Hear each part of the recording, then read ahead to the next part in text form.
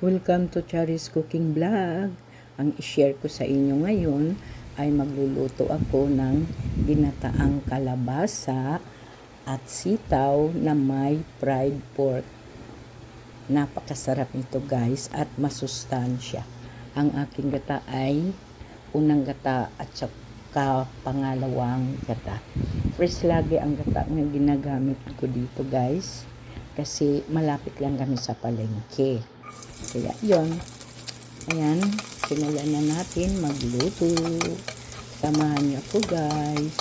Kung baguhan lang kayo dito sa ating YouTube channel, baka naman pahingi naman ng inyong subscribe. Ayan, thank you. Start cooking na tayo guys. Thank you for watching.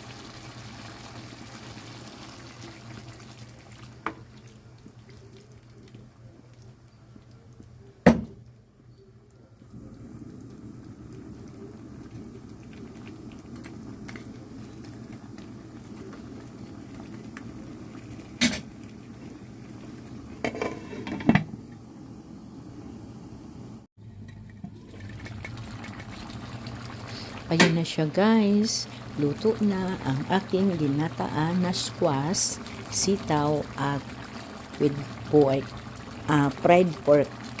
Yan, napakasarap niya guys. And kung nagustuhan nyo, don't forget to subscribe, like and share. And hit ang bell button para updated kayo sa mga bago kong upload na simpleng ulam at masasarap.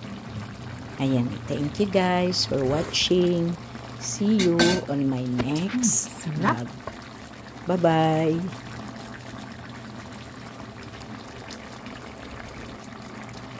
Super delicious na ulam.